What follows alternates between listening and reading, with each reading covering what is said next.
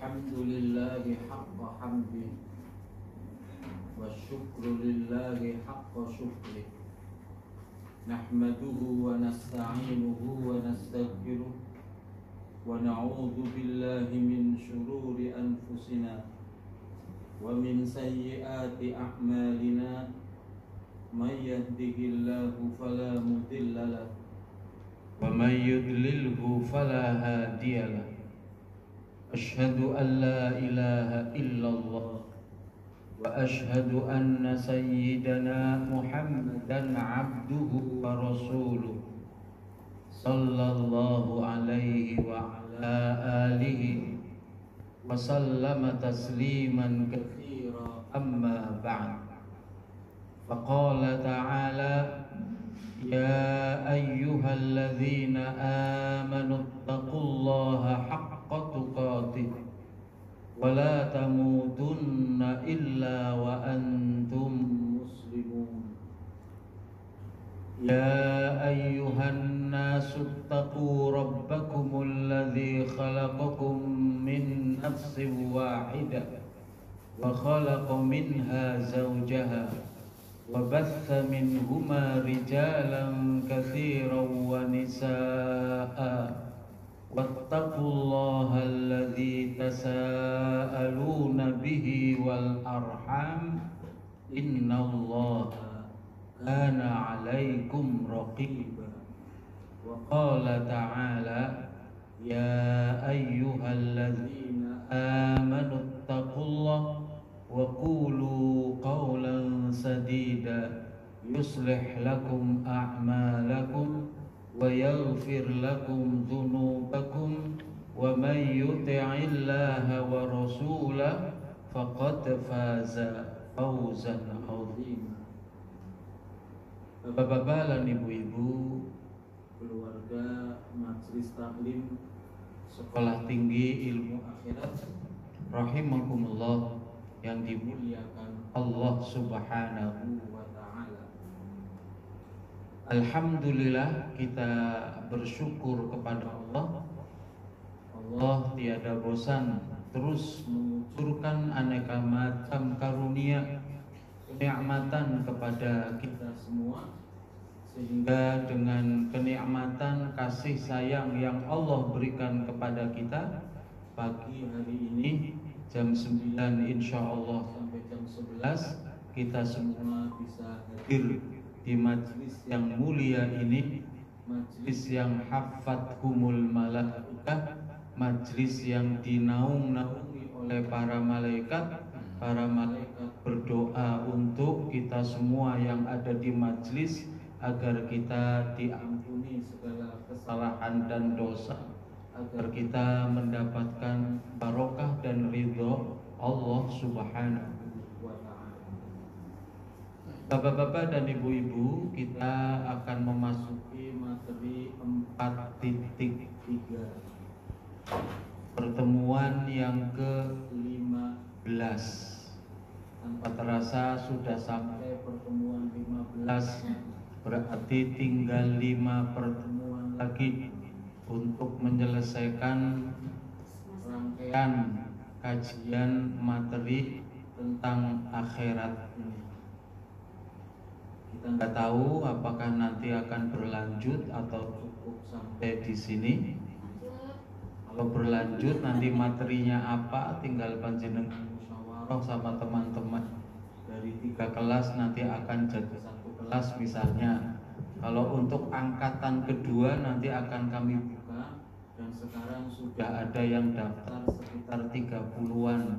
Sudah 1 kelas untuk angkatan kedua. Insya Allah nanti dimulai bulan Juli atau pertengahan Juli.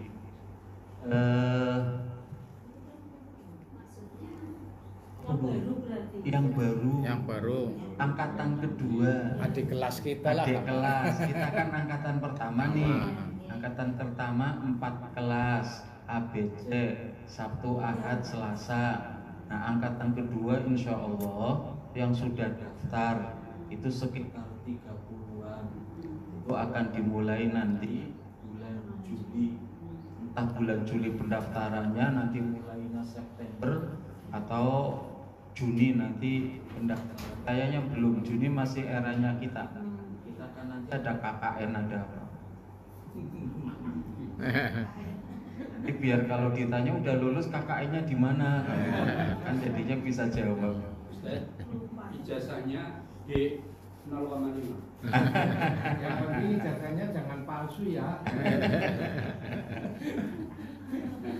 Jokowi. Nanti ijazahnya pakai sertifikat ijazah. Bapak dan Ibu, alhamdulillah kita masuk sudah bicara tentang urgensi amal kebajikan. Kan tema utamanya kiat memperberat timbangan amal kebajikan. Sudah kita mulai dari urgensi pentingnya amal kebajikan di dalam agama kita. Kemudian yang kedua, ikhlas dan ittiba syarat diterimanya amal. Nah sekarang amalan-amalan apa saja yang berat ditimbang. Bapak Ibu banyak nanti, tetapi yang akan kami tampilkan ini yang jelas ada dalil tentang amalan itu memperberat timbangan gitu. Insya Allah semua amalan soleh memperberat timbangan, pasti itu. Tetapi yang apa ya, yang jelas pasti ada dalilnya, ini kan yang harus kita utamakan. Walaupun yang namanya amal soleh, walaupun tidak ada dalilnya, pasti akan memperberat timbangan amal kebajikan. Sekali lagi tema kita amalan-amalan paling, makanya ada kata paling. Nah ini yang digarisbawahi, paling berat di timbangan. Pengantar, ya pengantar tinggal sajalah. Presentasi ini berjudul ini disusun untuk menambah pengetahuan dan kesadaran kita tentang pentingnya mengumpulkan bekal amal kebaikan yang bernilai besar di sisi Allah. Pendahuluan. Hari kiamat adalah hari di mana setiap manusia akan dihisab, ditimbang amal perbuatan baik buruknya. Timbangan amal atau mizan menjadi salah satu keyakinan dalam ajaran Islam yang menunjukkan keadilan Allah. Ada hisab, ada mizan. Kita sudah bicara tentang tahapan, tentang etape kehidupan akhirat dimulai alam barzakh. Kemudian setelah itu pindah etape berikutnya hari kebangkitan. Nanti pindah lagi etape berikutnya hari padang mahsyar. Setelah hari padang mahsyar pindah lagi etape berikutnya yaitu hisab, kemudian mizan. Hisab itu dihitung, mizan itu ditimbang. Ayo orang ngerti kan kudu ditimbang anak keding, anak kudu dihitung anak keding. Salah satu wis cukup beli dihitung bae hisab bae ora usah timbang, atau ditimbang bae ora usah hisab, atau nggak usah dihisab ditimbang nang Allah udah ngerti. Kita cari kita. Dari Allah lain, itu proses yang sudah Allah umumkan, yang sudah Allah beritahukan. Akhirat itu balasan. Kalau dunia judulnya ujian, kalau akhirat judulnya balasan. Nah, kita akan dibalas akan semua perbuatan kita. Di antara balasannya melalui alam kubur, melalui kemudian kebangkitan, melalui alam mahsyar, melalui hisab, mizan, nanti ada sirat dan seterusnya. Ujung-ujungnya surga atau neraka. Itu etape kehidupan kedua, etape yang jauh lebih panjang. Jauh lebih panjang. Alam barzah saja nanti kira-kira berapa tahun? Lebih panjang bisa jadi dari usia kita di dunia. barzah, kecuali yang tinggalnya dekat kiamat. Kalau yang ninggalnya dekat kiamat berarti alam barzahnya sebentar. Nanti hari kebangkitan pun lama, padang mahsyar lebih lama lagi, hisab lama lagi, mizan lama lagi.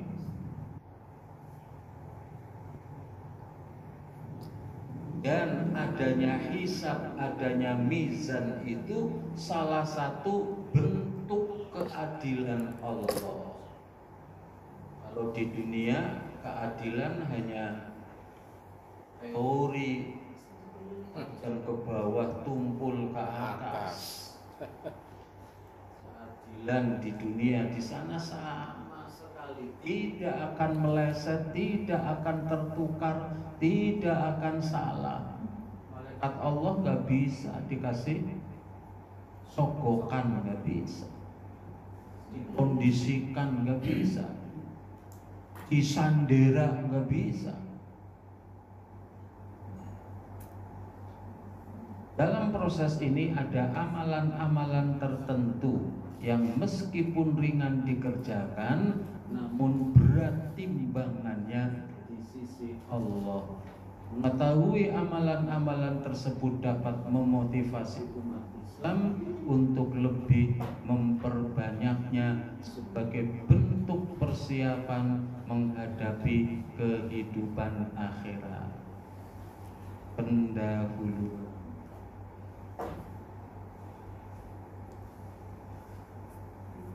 Nonton video pendek terkait. Belum masuk, kita biasa dan kita simak bersama di video pendek.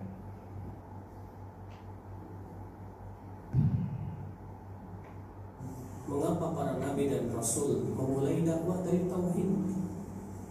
Dan mengapa kita sangat ditekankan untuk belajar tentang tauhid? Karena memang itu yang pertama dia kunci amal, kunci surga. Yang kedua kunci diterimanya amal. Dan yang ketiga itu memang amal yang sangat berat timbangannya di sisi Allah Subhanahu wa taala. Suka dalam hadis yang dikutip Ibnu Majah, bahwasanya Nabi sallallahu alaihi wasallam bersabda, "Yusahu bi rajulin amama al-khalaiqi yaumal qiyamah." Akan dipanggil seorang laki-laki di hadapan seluruh makhluk nanti di hari kiamat. Fatu'radu lahu tis'atun wa tis'una sijillan. Lalu akan ditampakkan kepada dia 99 catatan. Kullu sijillin maddal basar. Setiap catatannya sejauh mata memandang, isinya dosa. Lalu kemudian Allah berfirman kepada si hamba ini, "Ya abdi, ala ku'udhu, apakah kamu punya alasan?" Si hamba berkata, "Tidak ya Allah." Allah berfirman lagi, "Adzalamaka katabatil hafidhun, apakah para malaikatku yang mencatat amalanmu menzalimi kamu?" Si hamba berkata lagi, "Tidak ya Allah." Lalu si hamba ini, kalau Allah berfirman, "Bala inna laka indana hasanah, kamu mempunyai kebaikan yang sangat besar di sisi kami." Dikeluarkanlah kartu la ilaha illallah. Inilah dia kartu asyhadu an la ilaha illallah, kartu tauhid. Ternyata kartu tauhid ini berat sekali Pak di sisi Allah. Maka kemudian diletakkanlah 99 catatan yang isinya dosa itu di satu neraca, dan kartu la ilaha illallah dalam satu neraca lainnya.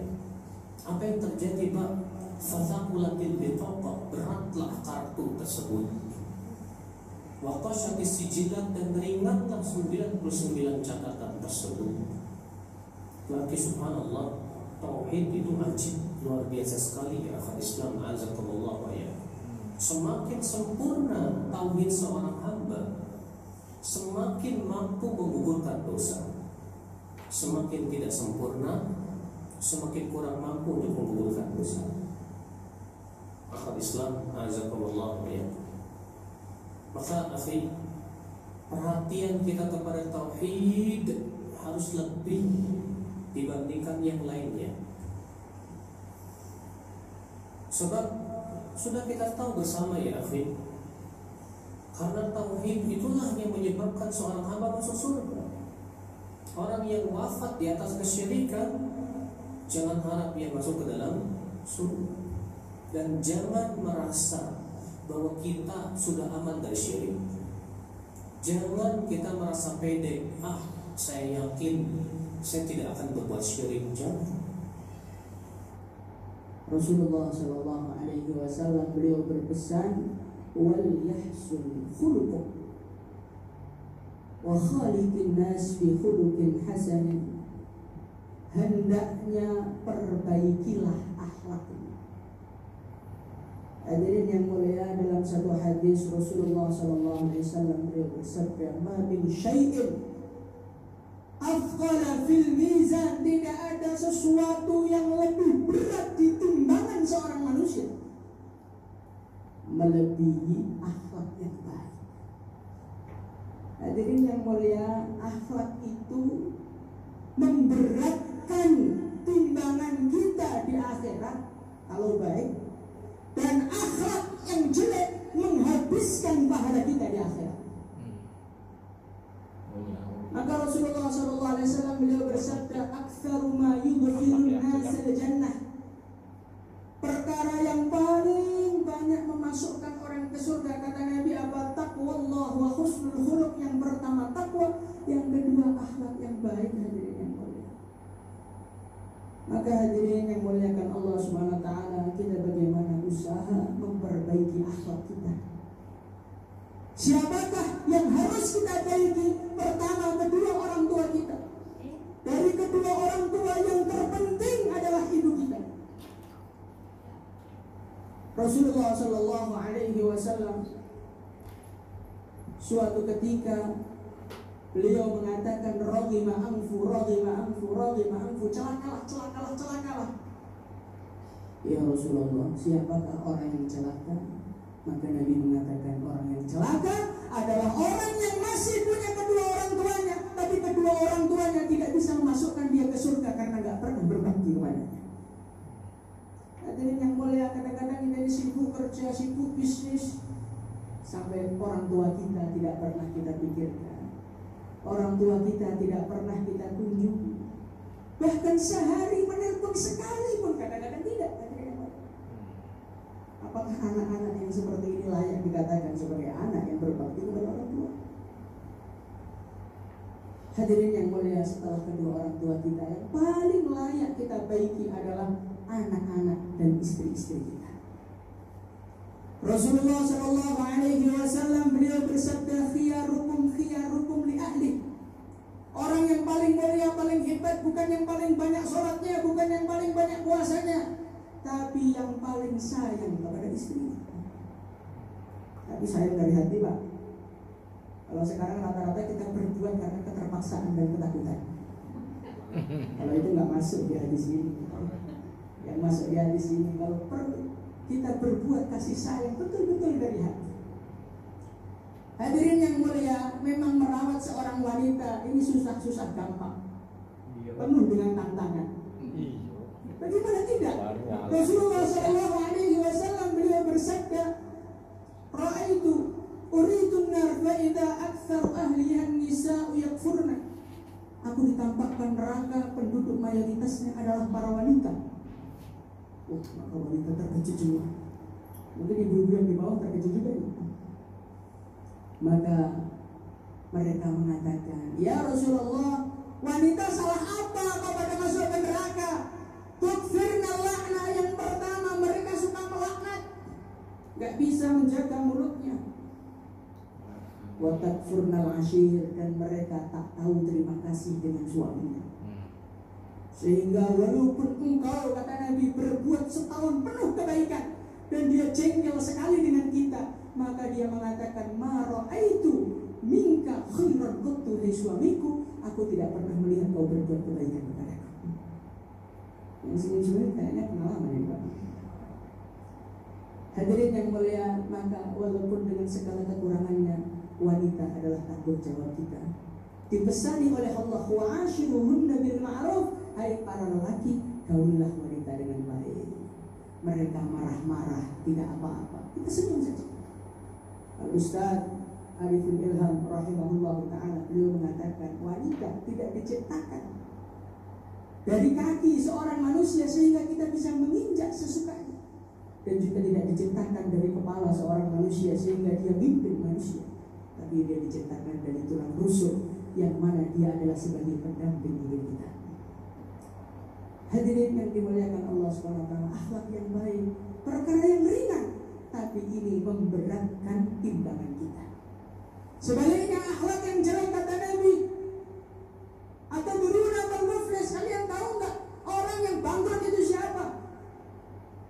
Man la dinar wa la dirham ya Rasulullah. Orang yang bangkrut orang nggak punya duit, bukan.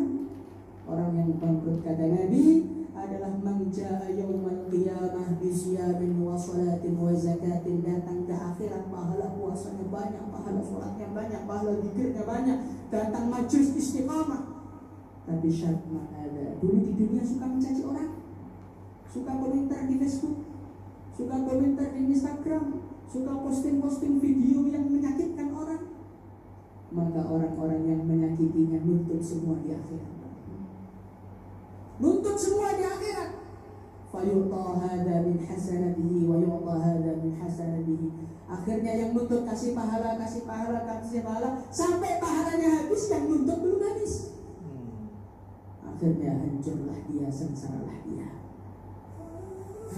Apa kurangnya Umar bin Khattab pernah mendam ngubur anak putrinya yang masih kecil itu, yang bilang bacok ya bacok, tubles ya tubles. Tapi suatu ketika sahabatnya datang ke rumah, mau ngetok pintu nggak jadi karena mendengar di dalam itu istrinya Umar itu sedang marah-marah. Umar dimarahi, tapi heran dia, kok nggak kedengaran suaranya Umar blas. Setelah keluar Umar ditanya, istrinya kayak begitu dan kok diem saja, gitu. Nggak ada reaksi, nggak ada. Apa jawaban Umar? Bagaimanapun juga dialah yang melahirkan anak. Bagaimanapun juga dialah yang menyediakan makanan minuman untuk Umar yang galak luar biasa, tapi kepada istrinya tetap merendah, bukan karena takut istri, suami takut istri, STI, tapi karena yang begitu luar biasa. Tadi dua video tadi Bapak dan Ibu menjelaskan kepada kita, yang pertama amalan yang paling berat itu tauhid, la ilaha illallah. Kemudian level keduanya akhlak. Nah, sekarang kita bicara dulu tentang timbangan amal dalam Islam. Maksudnya betul ini dalilnya surat Al-Anbiya ayat 47 bahwa nanti di akhirat akan ada hisab, akan ada mizan. Al-Anbiya ayat 47, wa nad'ul mawazinat qista liyaumil qiyamah fala tuzlamu nafsun syai'a wa in kana mithqala habbatin min khardalin ataina biha wa kafa bina hasibin. Dan kami akan memasang timbangan mizan itu yang tepat pada hari kiamat nanti, maka tiadalah dirugikan seseorang barang sedikit pun. Kalau yang hisab ayat yang kalimat terakhir tuh wa kafa bina hasibin. Di sini terjemahannya dipotong. Timbangan amal menggambarkan keadilan Allah yang mutlak. Setiap amal perbuatan akan dihitung secara adil, akan ditimbang secara adil. Hisab dulu, baru kemudian mizan. Dan yang memiliki amalan kebaikan lebih berat akan mendapat kebahagiaan, sedangkan yang timbangan keburukannya lebih berat akan celaka. Faman ya'mal mithqala dzarratin khairan yarahu wa may ya'mal mithqala dzarratin syarran yarahu. Siapapun yang berbuat amal kebajikan walau sedikit Allah akan melihat. Siapapun yang mengamalkan perbuatan buruk walau sedikit zarrah sedikit, Allah pasti akan melihat. Melihat bukan sekedar melihat, tapi ditindaklanjuti dengan hisab dan dengan mizan. Tidak sekedar melihat. Faman thaqulat mawazinuhu fahuwa fi 'ishatir radiyah. Barang siapa yang berat timbangan amal kebajikannya, koma itu satu ayat, fahuwa fi 'ishatin radiyah. Ayat berikutnya, maka dia masuk berada di dalam kehidupan yang ia ridho, Allah pun ridho. Berarti surga. Ditimbang, kan ada kebaikan, ada keburukan, ditimbang berat kebaikannya. Ayatnya mengatakan masuk surga. Pertanyaannya berarti dosa keburukannya bagaimana? Allah ampuni. Allah ampuni. Sebesar apapun dosa manusia, ayat ini loh ya, ayat tadi itu, faman thaqulat mawazinu, asal kebajikannya lebih banyak dan Allah berkenan mengampuni dosa-dosa itu, udah nggak diperhitungkan lagi, sudah diampuni. Atau ada amal-amal yang lebih banyak yang berat itu, yang amal-amal itu secara otomatis menggugurkan dosanya. Banyak loh amal-amal yang tanpa kita minta ampun, tanpa kita istighfar, tanpa kita minta taubat, itu sudah menggugurkan. Contohnya hadis Nabi, al-jumu'atu ilal jumu'ah, as-salawatul khamsu mukaffiratun lima bainahuma, wal jumu'atu ilal jumu'ah mukaffiratun lima bainahuma, wa ramadan ila ramadan mukaffiratun lima bainahuma idajtunibatil kabair. Salat fardu 5 waktu, rentang waktu antara salat fardu 5 waktu, kayak tadi subuh, kita sudah salat subuh dengan baik, maka rentang waktu subuh sampai zuhur, kalau zuhur juga kita salat fardu dengan baik, itu sudah subuh dan zuhur itu penghapus dosa otomatis tuh. Wal jumu'atu ilal jumu'ah, itu yang harian sholat fardu. Sekarang sholat Jumat pekanan, saya lebih suka mengucapkan pekanan daripada mingguan.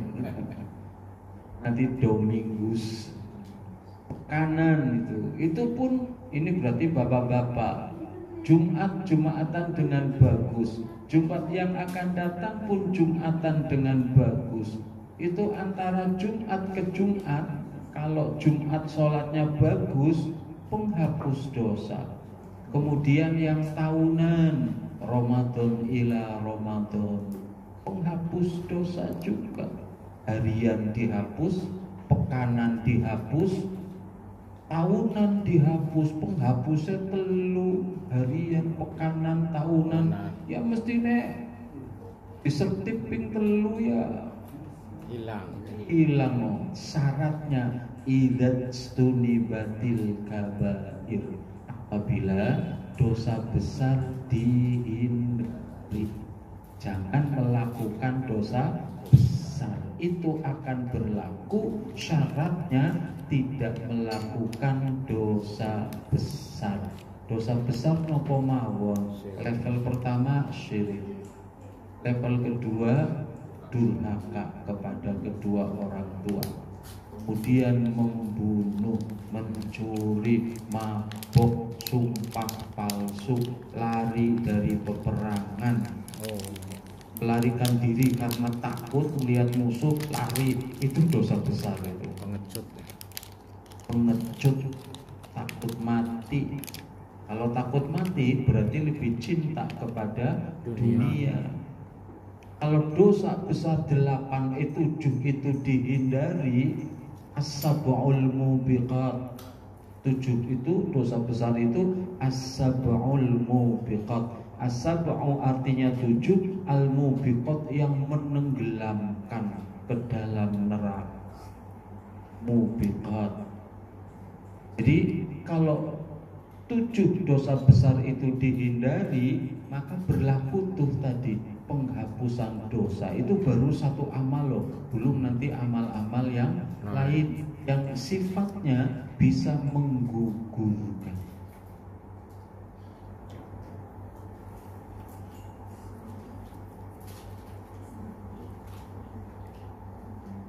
Nah, sekarang amalan-amalan, kita masuk ke inti. Amalan-amalan yang berat timbangannya. Yang pertama, tauhidullah. Ini hadis tadi yang disampaikan di video itu. Yusahu bi rajulin min ummati yaumal qiyamati ala ru'usil khalaiq fayumsharu lahu 99 sijillan kullu sijillin maddal basar. Thumma yaqulu Allahu azza wa jal hal tunkiru min hadha syai'an fayaqulu la ya Rabb fayaqulu adolamatka katabati al-hafidhun.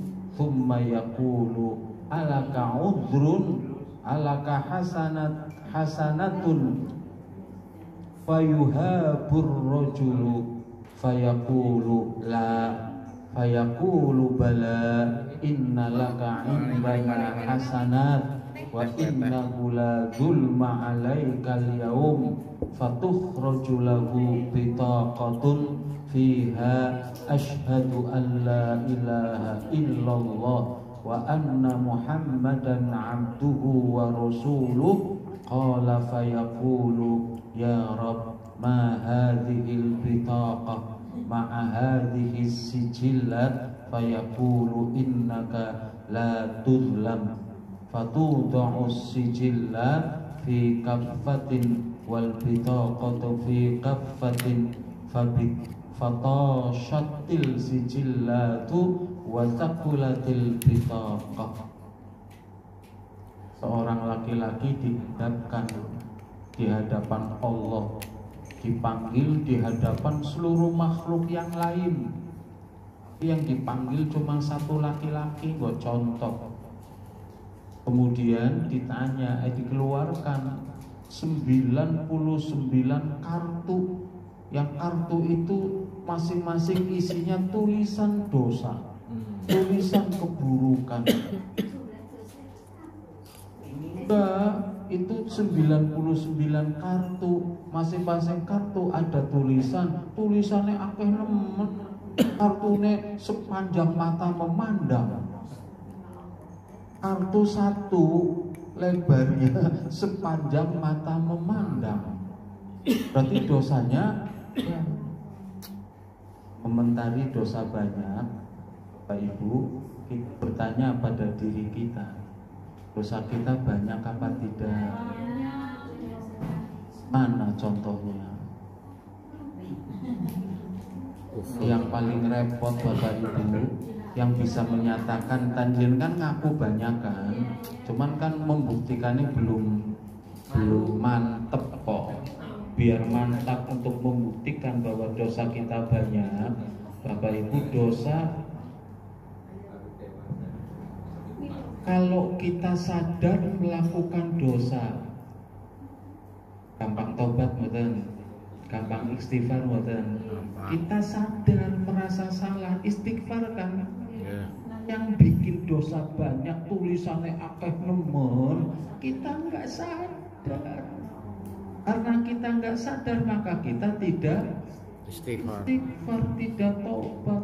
Dan yang paling banyak dosa yang kita lakukan ini, dosa yang kita nggak sadar bahwa kita telah melakukan dosa, baik vertikan hablum minallah atau hablum minan nas. Apa contohnya? Yang paling banyak itu dosa syirik. Syirik kecil. Iya, sum'ah, sombong, Pamer. Ini kaitannya dengan tauhidullah nih, mengesahkan Allah. Yang namanya mengesahkan Allah bukan sekedar kita yakin Allah satu, bukan sekedar kita berikrar qul huwallahu ahad, tapi harus dalam segala tindakan kita sehari-hari, perkataan kita sehari-hari, ide pemikiran kita sehari-hari harus tauhidullah. Contoh, pak mangkat sekolah, pak mangkat kerja, wis pantelan, pakaiane durung disetri, barang ke musola lah sholatnya pakaian asal, barang nemu mah sholat sunat di rumah pakaian asal, barang ke masjid pakaiannya agak bagus, padahal yang ditemui sama-sama Allah. Di rumah, di musola, di masjid sama-sama Allah. Jadi hati-hati. bisa riya muncul, bisa juga tidak kalau dikaitkan dengan Allah. Maka Allah harus selalu hadir dalam setiap aktivitas kita. Tauhidullah itu kan mensatukan Allah, bukan hanya jumlahnya satu sebagai keyakinan, sebagai akidah, tapi realisasi dalam amal sehari-hari pun begitu. Minum, makan hari ini rezekinya lawe kaya kiye, ya karena makan karena Allah, pan lawu kaya kiye, pan lawu kaya apa, bismillah. Barang lawe enak seneng, barang lawe ora enak merengut.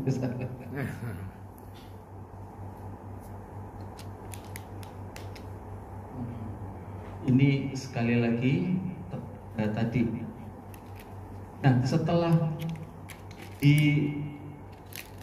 tulisannya banyak, ditanya Allah ini adil nih, kamu sadar nggak sih melakukan kesalahan kamu? Aku nggak ngaku salah itu semua. Iya ngaku ya Allah. Terus kamu terpaksa nggak? Apa dipaksa? Malaikat aku menzolimi kamu nggak? Catatan mau kamu nggak salah disalahkan oleh malaikat, ditulis sebagai catatan? Tidak. Berarti ini kan murni punyamu, perbuatan salahmu, enggih ya Allah. Tapi kemudian dikatakan bahwa engkau tidak terzolimi. Masih ada kartu as, satu kartu. Ternyata orang itu tauhidnya bagus. Jadi dosa yang banyak itu bisa jadi dosa yang tidak sadar tadi. Padahal melakukan. Dan yang namanya ria itu syirik kecil kan itu. Syirik kecil itu ria. Dan ini yang Nabi lebih khawatir. Lebih khawatir kalau dilakukan oleh hamba. Karena apa? Orang sadar. Kalau syirik besar sadar, jelas. Kalau ini nggak jelas, dia tersembunyi. Makanya kadang dilakukan oleh hamba, oleh umat Nabi, tapi tidak sadar. Yang ditimbang ternyata la ilaha illallahnya jauh lebih berat. Ini dalil bahwa tauhid la ilaha illallah jauh lebih berat dari apapun juga. Tauhid kita harus lempeng, harus benar. Semakin benar, semakin berat. Semakin komprehensif, universal, mencakup, holistik. Holistik itu kan dari berbagai aspek. Tauhid kita itu menyeluruh, bukan hanya sekedar keyakinan bahwa Allah satu. Kita nggak mensekutukan Allah, nggak seperti agama lain. Bukan sekedar itu saja, tapi dalam segala aktivitas baik yang terucap di mulut atau yang terucap di hati itu harus lillah, harus karena Allah, harus Allah selalu hadir.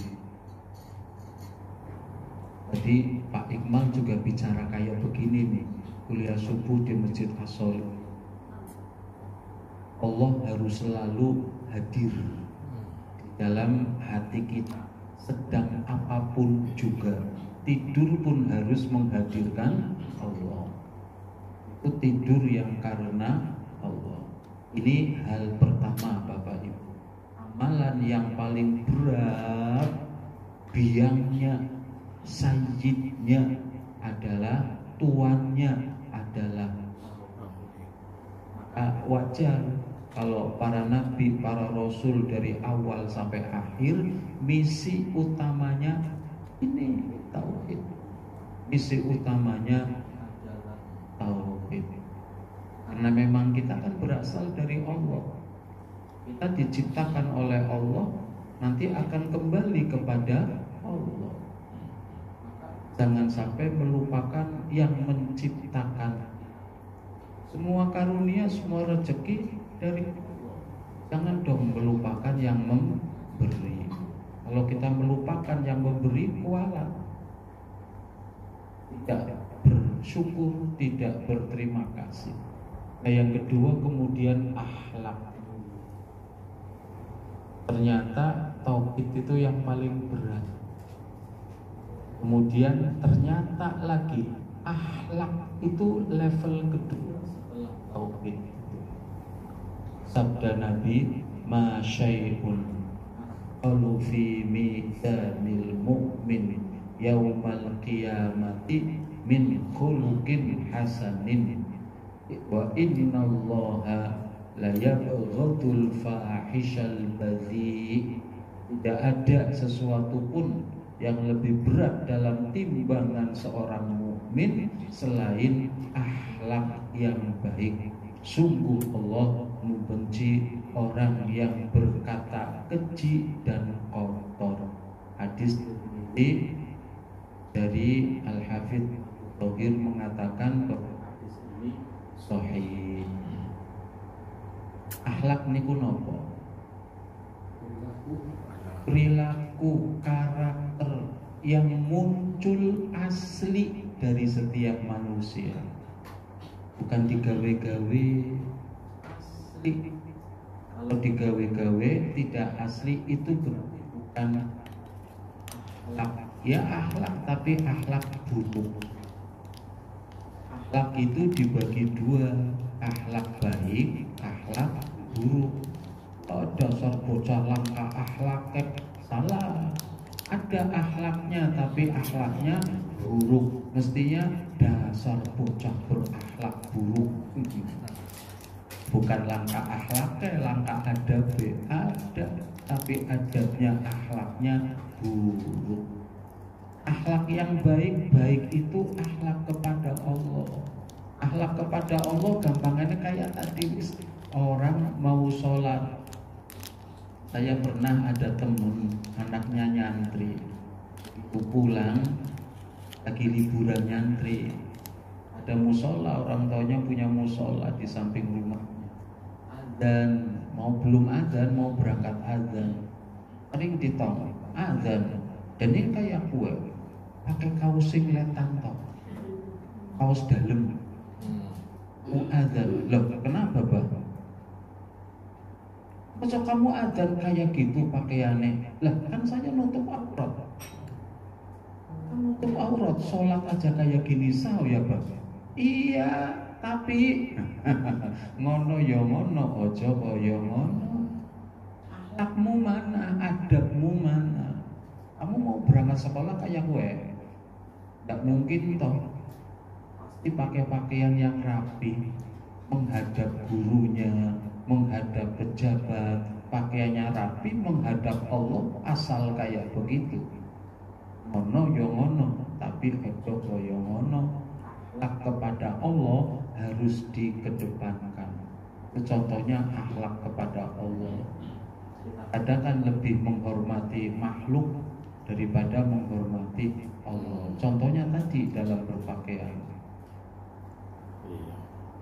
Hampir semua. Allah Maha Pengampun, Maha Penyayang, ora apa-apa. Iya, ngono ya ngono, tapi ojo koyo ngono. Enggak salah, anaknya itu juga tadi enggak salah secara syariat benar, tapi secara hakikat karena enggak ada akhlaknya, akhlak harus didahulukan daripada ilmu. Al-adabu qoblal ilm. Hadis itu sih. Jadi akhlak itu level kedua, baik akhlak kepada Allah, akhlak kepada manusia. Kalau akhlak kepada manusia ya tutur kata, tidak menzolimi tapi menyayangi.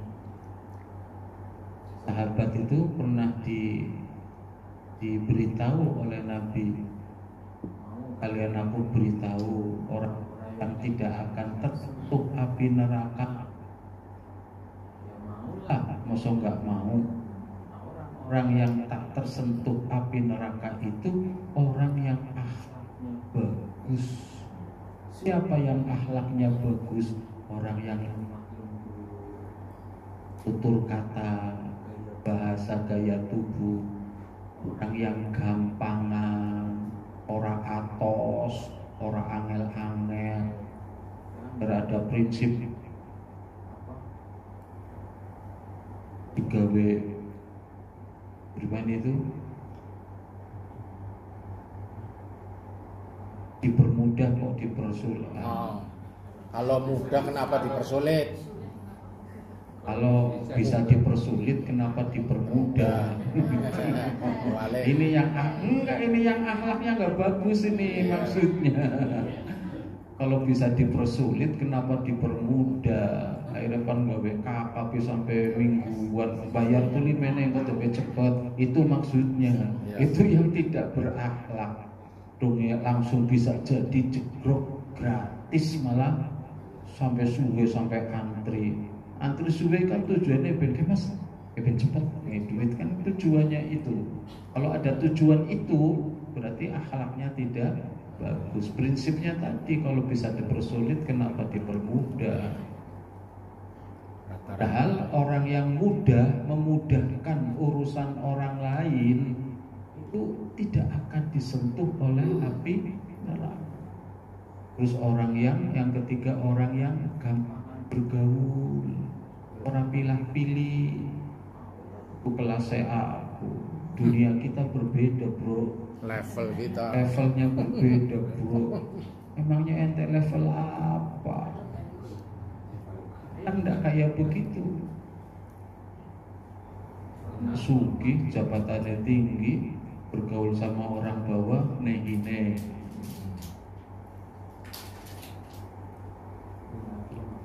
Itu contoh akhlak horizontal sama makhluk.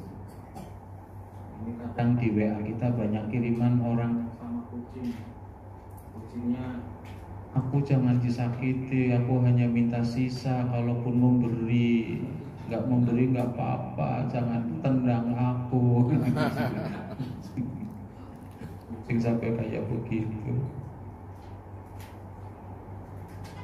Ma min syai'in, ini masih akhlak. Ma min syai'in yudha'u fil mizan athqalu min husnul khuluqi. Wa inna sahiba husnil khuluqi la yablughu bihi darajata sahibis shaumi was shalah. Imam Tirmidzi, tidak ada sesuatu amalan yang jika diletakkan dalam timbangan lebih berat dari akhlak mulia.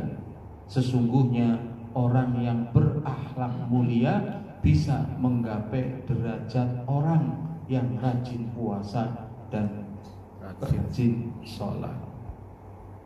Jadi berakhlak mulia tetap sholat, fardu, puasa tetap dilaksanakan. Walaupun mungkin sholat sunnahnya, puasa sunnahnya kalah karo si A, tapi akhlaknya menang, hebat, akhlaknya bagus. Akhlaknya bagus tapi orang sholat, orang puasa fardu ya orang kambuh. Ini maksudnya orang yang akhlaknya bagus tapi dia tetap melaksanakan yang andai saja akhlaknya bagus terus yang dilaksanakan yang fardu-fardu, akhlak yang bagus itu bisa menggenepi kekurangan puasa sunnah dan sholat sunnah, bahkan sunnah-sunnah yang lainnya. Tapi kalau begitu aku pan akhlaknya baik-baik, sholat puasanya sing fardu-fardu baik, diniati kayak kowe ya ora apik kan. Kan berarti nggak suka dengan sunnah, ada ancamannya lagi. Tapi hadis ini untuk menunjukkan keunggulan akhlak. Bahwa akhlak itu sangat berat di timbangan. Kaitannya karo sih inama buis itu di utama. Karena yang hadis itu inama buis itu akhlak. Saya mau menyampaikan itu sebenarnya cuman kalian ya. Innama bu'itsu liutammima makarimal akhlak. Akhlak itu tujuan utama. Tujuan utama diutusnya Nabi kita. Innama bu'itsu, ini kata Nabi, sesungguhnya aku diutus itu tujuan utamanya menyempurnakan akhlak. Itu sempurnanya akhlak menjadi tujuan Nabi diutus, bukan tauhid. Tauhid itu orang yang tauhidnya baik berarti akhlak sempurna. Kalau yang tauhidnya nggak baik, syirik, akhlaknya nggak baik, akhlak kepada Allah. Akhlak kepada Allah praktis dong, harus tidak syirik. Kalau syirik, akhlaknya nggak baik terhadap Allah, pasti. Jadi nggak salah kalau Nabi katakan innama bu'itsu liutammima makarimal akhlak. Nabi sendiri yang mengatakan. Itu menunjukkan pentingnya akhlak. Apalagi berat level kedua di timbangan setelah tauhid. Nah, yang ketiga, dua kalimat tasbih. Kalau tadi satu kedua tauhid sifatnya universal, hadir dalam segala. Akhlak juga sifatnya universal, hadir dalam segala hal.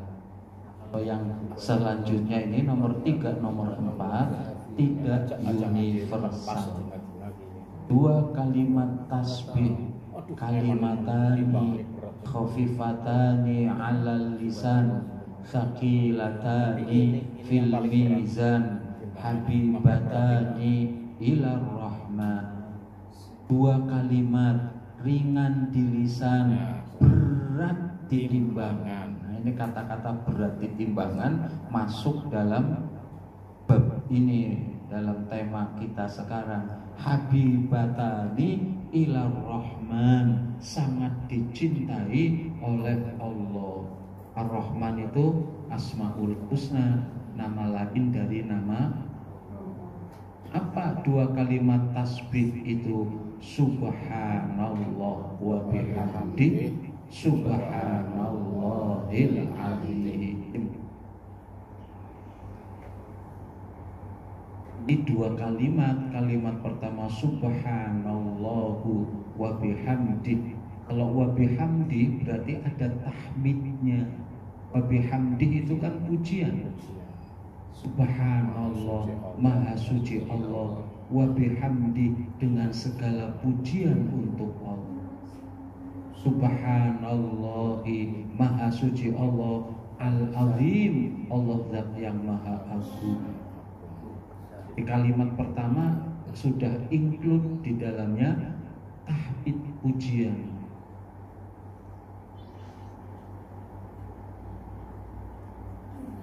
Ini dalil, ini hadis sahih, dalil bahwa kalimat ini ringan di lisan. Artinya apa? Kita harus memperbanyak pujian ini, karena ini akan memperberat timbangan. Nanti Bapak Ibu bisa ditambah ada lagi yang kedua. Ini yang pertama, subhanallahi wa bihamdi subhanallahil azim. Ini yang pertama. Nanti sama juga berat di lisan, subhanallah walhamdulillah wala ilaha illallah. Nanti ada yang ketiga,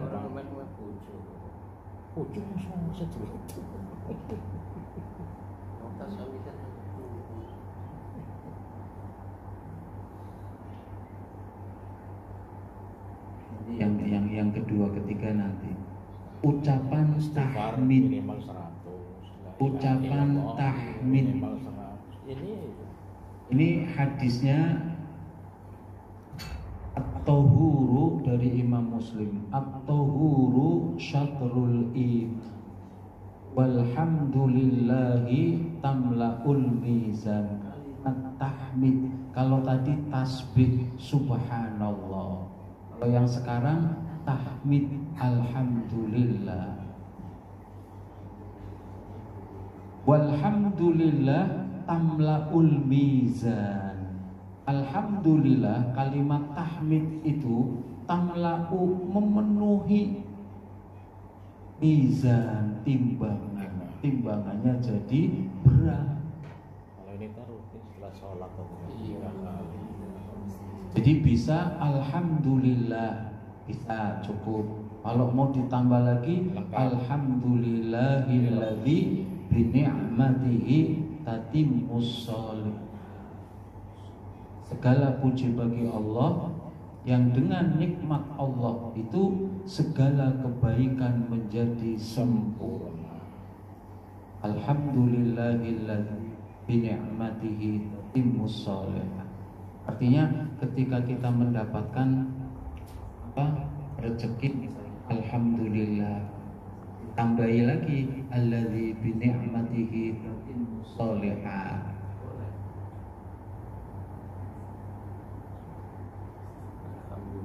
Ketika beliau mendapati hal-hal yang beliau suka, beliau mengucapkan atau ketika beliau mendapatkan hal-hal yang beliau suka,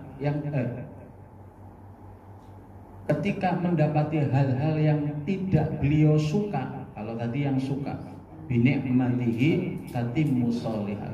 Kalau sekarang yang beliau tidak suka, beliau mengucapkan alhamdulillah ala kulli hal. Di situ terjemahannya segala puji. Ya, alhamdulillahi ala kulli hal. Terjemahannya segala puji bagi Allah atas segala hal. Hal itu dari bahasa Arab loh, halun. Cuman kan kita nggak bisa bisanya gua hiro, gua hiro. Ibu Hawa, ibu Hawa. Hal aslinya hal. Alhamdulillahi ala kulli hal. Pak Bu, di sini dikatakan Nabi nggak suka sesuatu tetap ngucap alhamdulillah. Ala kulli hal, ala kulli itu setiap hal bisa baik, bisa buruk, bisa suka, bisa tidak suka. Ketika kita mendapati yang tidak suka, kita juga mengucap alhamdulillah. Anaknya meninggal, alhamdulillah. Iya betul Bu. Suami meninggal, alhamdulillah. Ala kulli hal. Setiap Nabi ketika yang nggak suka, tetap memuji Allah. Dengan coba bedakan antara bersyukur dengan memuji. Bersyukur ngucapin apa? Alhamdulillah memang. Syukrulillah mestinya itu sih. Iya. Jadinya kita nggak keder. Syukrulillah. Nggak keder antara syukur dengan memuji tahmid. Mestinya bersyukur asyukrulillah, ashkurullah, bukan alhamdulillah mestinya sih. Mestinya yang lebih cocok bahasanya. Tapi tidak ada masalah, wong Nabi pun ngucapnya alhamdulillah, tetap memuji Allah. Hanya akhirnya kita jadi salah bahasa, salah memahami bahasa. Seakan-akan kalau dapat musibah kita nggak layak memuji Allah. Bedanya nopo sih? Beda antara syukur. Syukur itu bersyukur kan setelah mendapatkan sesuatu yang kita suka. Nikmat. Ketika nggak dapat, tidak bersyukur toh, nggak ada masalah kan? Ketika kita nggak dapat kan nggak bersyukur. Jangan nggak dapat arisan ngucap alhamdulillah enggak toh? Nah, itu tadi tidak bersyukur mestinya tidak mesti harus alhamdulillah, asyukrulillah kan nggak ngucap asyukrulillah. Itulah syukur. Syukur itu dilakukan setelah mendapatkan sesuatu yang disukai, yang menyenangkan. Tapi kalau alhamdulillah beda dengan syukur. Kalau alhamdulillah itu memuji Allah. Ketika anak kita meninggal, yang meninggalkan siapa? Yang membuatnya mati meninggal siapa? Allah bisa mematikan buatan? Bisa. Berarti kita patut nggak memuji Allah? Patut. Dapat musibah kecelakaan, alhamdulillah. Baru Bapak Ibu setelah mengucap alhamdulillah baru mengucap istirja. Ada anak meninggal tadi, anak kita alhamdulillah. Terus inna lillahi wa inna ilaihi raji'un. Bukan nangis. Ketika anak meninggal nangis boleh. Nabi nggak nangis tapi hanya meneteskan air mata. Sampai nangis, apalagi nangis buar-buar. Itu fitrah manusia, lumrah manusiawi, karena sedih ditinggal anak yang dicintai. Nanti ada ini Bapak Ibu, ada hadisnya nih. Ini belum nanti. Ini hadis yang tadi yang 4, yang alhamdulillah, la ilaha illallah, subhanallah walhamdulillah wa la ilaha illallah, Allahu akbar. Ini hadisnya, ini ucapan yang paling dicintai Allah ada 4. Subhanallah walhamdulillah wa la ilaha illallah wallahu akbar. Tadi yang saya katakan tasbih pertama subhanallah wa bihamdihi subhanallahil azim. Itu harus menjadi zikir kita, sering kita baca. Yang kedua ini subhanallah walhamdulillah wa la ilaha illallah Allahu akbar.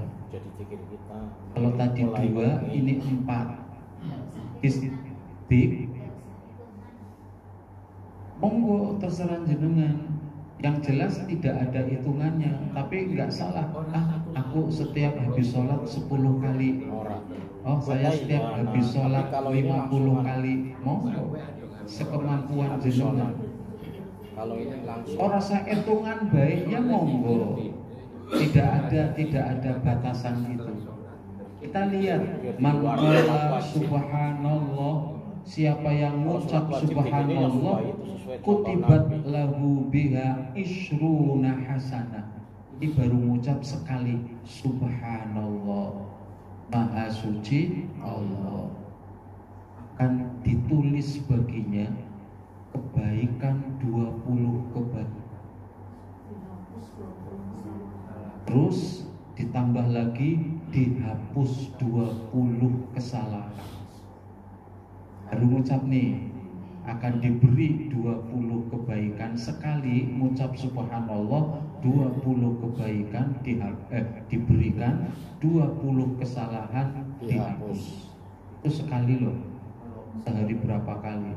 Apalagi yang habis sholat tuh 33 kali, kali 5 berapa tuh? Makanya jangan malas zikir setelah sholat.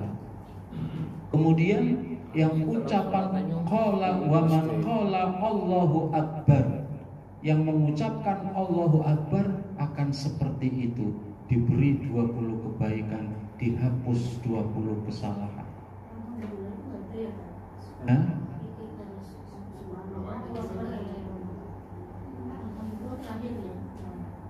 bawah gua ada. itu yang paling banyak nanti malah. Terus yang mengucap la ilaha illallah diberi pahala seperti itu juga. 20 kebaikan dihapus 20 keburukan. Nah, yang keempat, wa man qala alhamdulillahi rabbil alamin min qibali nafsih, dari dalam hatinya diucapkannya, min qibali nafsih, artinya hatinya itu ikut, jangan hanya lisan saja, ikut mentadaburi, ikut menjiwai. Contohnya subhanallah, maha suci Allah. Maha suci Allah berarti kan mensucikan Allah. Bagaimana cara refleksi, realisasi, mengamalkan, mensucikan Allah?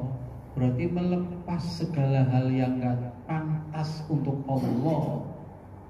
Ucap subhanallah tapi melakukan syirik. Hitung subhanallah, subhanallah, subhanallah, tapi di jarinya ada cincin. Yang cincinnya katanya sakti.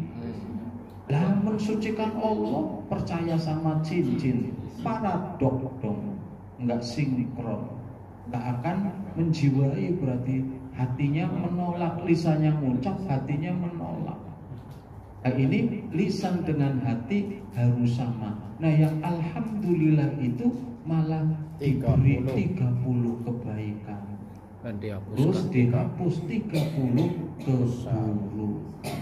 Berarti itu mengucap sekali saja sudah berapa? 20 kali 3 tambah 90 tuh satu paket.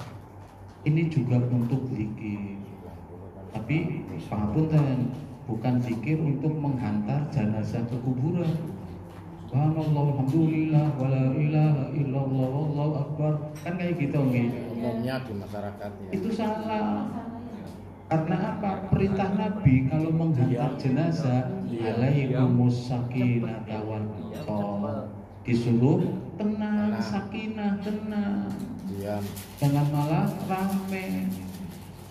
Kalau mau zikir sir atau di dalam hati, kalau mau mengucapkan tadi subhanallah alhamdulillah, boleh. Wong kita disuruh zikir pahalanya banyak kapan saja. Tapi bukan niatan untuk menghantar jenazah. Kenapa? Itu nggak dicontohkan kemarin yang ittiba materi kemarin. Akhirnya nopo? Akhirnya masyarakat awam memahaminya begitu, bahwa kalau ngantar jenazah ya itu baca. Soalnya lebih ini nonton ini. Sing ngimpin kan Lebih ini. Itu bahaya, menjadikan masyarakat salah paham. Bahaya salah paham memahami syariat soal. Malah memberi pendidikan berarti pada masyarakat ya. Nabi sampai sholat taraweh di masjid itu hanya 3 malam saja. Keempatnya tidak. Ditanya alasannya nopo, khawatir, dikira wajib. Nah ini nggak khawatir nggak apa, harusnya kan khawatir, dikira nanti jadi syariat, bahwa tata cara mengantar jenazah diiringi dengan ucapan itu. Nabi sampai nggak jadi tuh, nggak sholat nerusin lah. Kalau mereka alasannya wong fadhil kan amal baik, amal baik ya monggo dilakukan saja di mana saja. Jangan hanya ketika ngantar jenazah saja ya. Ketika genjot sepeda ya maca subhanallah alhamdulillah walhamdulillah. Ketika berangkat ke kantor ya subhanallah alhamdulillah walhamdulillah. Kan kalau alasannya baik kok. Baik dong. Ini Hasan. Ya bukan saya bertentangan dengan menentang, tapi ya yang menentang itu tidak ittiba gitu loh. Nanti amalnya menjadi sia-sia. Tidak ada contoh dari Nabi. Kita masyarakat jadi apal zikir ini. Betul. Itu manfaatnya mengantar jenazah, mengucapkan ini jadi pada apal. Terus nggak ngobrol. Manfaatnya itu. Tapi kan nggak ngobrol tidak harus dengan cara itu. Menghafal juga tidak harus dengan cara yang salah. Bisa belajar dihafalkan atau sekarang sudah hafal, ya berarti sudah dong berhenti, tujuan sudah selesai. Nggak ngobrol, tinggal mingkem dong. Tidak harus melakukan yang tidak diperintahkan, bahkan bertentangan. Bertentangannya apa? Sakinah wal suruh tenang sambil wakor itu khusyuk menunduk gitu loh, ya kan, suasana sedih, menunduk dalam rangka berdoa kepada Allah. Tidak ada keberanian para ustaz melarang meluruskan. Takut dicap. Bapak Ibu, ini lagi nih hadis dari Ibnu Abbas, riwayat Imam Tabrani. Awalu man yud'a ilal jannah al-hammadun. Yang pertama-tama dipanggil masuk surga. Pengen buatan kita ya. Rasanya gimana ya?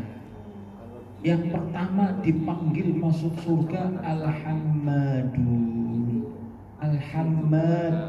Al-hammadun itu karena jamak, tunggalnya hamad. Hamad itu dari kata alhamdu, itu hamidah. Hamad itu yang banyak memuji, yang banyak mengucapkan pujian kepada Allah, yang banyak mengucapkan alhamdulillah. Awwalu man yud'a ilal jannah al-hammadun alladzina yahmadunallaha 'ala sarra'i wad-dharra. Ini memperkuat tadi, ketika susah, ketika sedih tetap memuji. Ala kulli hal tadi itu orang-orang yang banyak. Hamad itu artinya banyak. Alim, orang pinter, punya ilmu, yang ilmunya banyak. Allamah itu orang yang banyak ilmunya. Awwalu man yud'a, siapa yang pertama dipanggil ke surga, masuk surga itu orang yang banyak memuji Allah, yang memuji Allah dikala sempit, dikala senang ataupun dikala sempit, dikala senang atau dikala susah. Kematian kan susah, memuji Allah karena Allah layak dipuji dalam keadaan kita apapun. Beda dengan bersyukur tadi. Syukur, banyak dari kita yang tidak biasa mengatakan banyak dari kita yang biasa mengatakan alhamdulillah ketika sehat, tapi jarang dari kita yang sanggup menyebut alhamdulillah ketika sakit. sakit atau di WA doanya paling banter tahurun insya Allah, padahal depannya masih ada baksa. La baksa itu tidak apa-apa. Sakit dibilangi tidak apa-apa, sewot ya. Lagi sakit kan tidak apa-apa, sakit kan tidak apa-apa. Tapi kayak gitu doakannya, tidak apa-apa, mas sedih, jangan saya suudzon sama Allah. Tahurun ini bahkan kasih sayang Allah, sarana pencuci dosa. Tadi yang sholat fardu, Jumat, Ramadan, di antaranya sakit juga tanpa kita minta ampun, sakit sabar, doa itu langsung rubuh. Itu aku sakit terus baik ya. Kita spontan mengatakan alhamdulillah ketika mendapatkan anugerah kelahiran anak, tapi sulit untuk mengatakan alhamdulillah ketika mendapatkan musibah anak kita meninggal. Padahal ada hadisnya,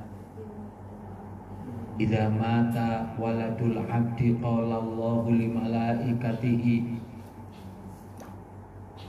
obattum walada abdi fayaquluna na'am fayaqulu obattum samrata fuadi fayaquluna na'am fayaqulu madza qala abdi fayaqulun hamidaka wastarja'a fayaqulu Allah ubnu li abdi baitan fil jannah wa sammuhu baital hamd.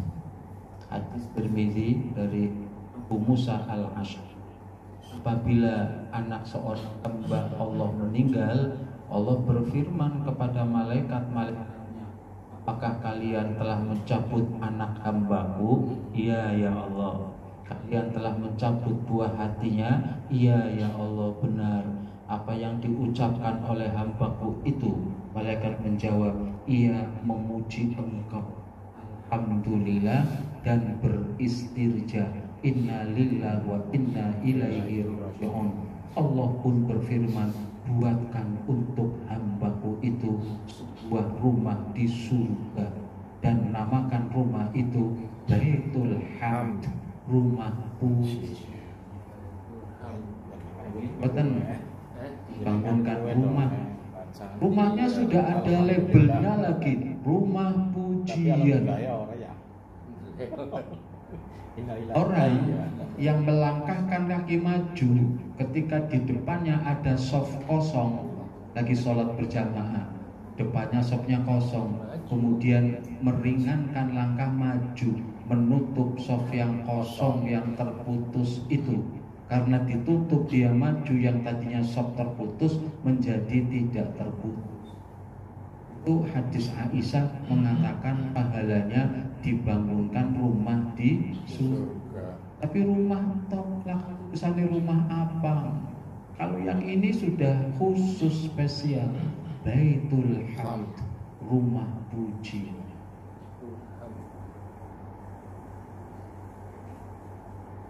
Ini kesempurnaan, cuman karena tidak membudaya, sehingga akhirnya kita terasa kayong aneh. Begitu ada orang meninggal, alhamdulillah, kaget kabeh, melotot kabeh. Sampean ora waras apa ya? Padahal setelah itu dia mengucap innalillahi wa inna ilaihi. Karena nggak terbiasa saja. Sama sekarang kayak lomba Indonesia sama Cina, persiapan Piala Dunia. Pemenangnya Indonesia, pekalahnya Cina. Ketika saya mengucap pekalah, kaget dong gitu. Padahal kan nggak salah. Pemenang dari dasar kata dasar menang tambah awalan pemenang yang menang. Kalah kan kata dasarnya kalah tambahi awalan pekalah. Gak salah kan secara aturan bahasa, tapi karena orang populer, orang biasa, jadinya kaget. Kayak melewati jalan anak polisi tidur. sama. Mestinya yang benar itu malam siang. Tapi karena telinga dan lisan kita terbiasa siang malam, begitu diucapkan malam siang, orang pas ora enak jeglu. Pulang pergi. Mestinya pergi pulang. Iya. Tapi terbiasa pulang pergi, jadi tidak enak. Yang benar malah nggak enak. Nah, itu. Karena tidak terbiasa. Tadi ngucap alhamdulillah dapat musibah tabrakan alhamdulillah. Innalillah. Wong liya pada asem kon. Ngerti apa sih? Padahal dibikinkan rumah khusus disuruh. Artinya apa Bapak Ibu? Jadi memuji Allah dalam keadaan apapun. Ala kulli hal. Dan pujian Allah itu alhamdulillah itu level keempat tadi. Iya. Level pertama tauhid, level kedua akhlak, kemudian tasbih, kemudian tahmid. Nanti yang lain-lain ada sodako, ada sholat qiyamul lail, ada macam-macam, ada istighfar, itu sama. Cuman dalil yang jelas-jelas memperberat itu saya nggak ketemu. Maka saya cukupkan yang tampilkan 4 ini. Nggak ketemu bukan berarti nggak ada. Siapa tahu saya nyarinya kurang temenanan. Sampai ngelebur ya. Boleh, maksudnya ngelebur boleh di YouTube, di Google ngetik gitu loh. Belum ketemu. Tapi bukan berarti tidak memberatkan, karena semua amal soleh pasti ada pahalanya, dan pahalanya pasti akan memberatkan. Cuman kan kita bicaranya yang paling tadi loh. Paling memberatkan. Ada 2 yang sifatnya universal tadi, yaitu tauhid dan juga akhlak mulia. Kemudian ada yang sifatnya ringan di lisan tapi berat di timbangan. Subhanallah wa bihamdihi subhanallahil azim. Yang kedua kemudian subhanallah walhamdulillah wala ilaha illallah wallahu akbar. Ada waktunya nih, wallahu akbar. Kemudian yang ketiga itu realisasi fasabbih bihamdi rabbika wastaghfirhu innahu kana tawwaba. Ada 4 itu. Fasabbih berarti tasbih, bihamdi rabbika berarti alhamdulillah, wastaghfirhu istighfar, wa atubu innahu kana tawwaba berarti taubat, wa atubu ilaihi berarti subhanallah wa bihamdihi astaghfirullah wa atubu ilaihi. Ini 3 rangkaian itu menjadi zikir kita. Itu berat timbangannya. Kemudian yang keempat khusus alhamdulillah. Bisa alhamdulillahi rabbil alamin, bisa alhamdulillah, bisa alhamdulillahi binikmatihi tatimmus sholihat, bisa juga alhamdulillah ala kulli hal.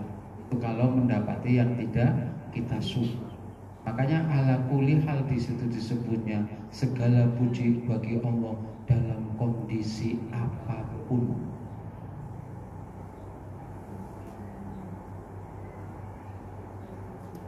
Penutup selesai.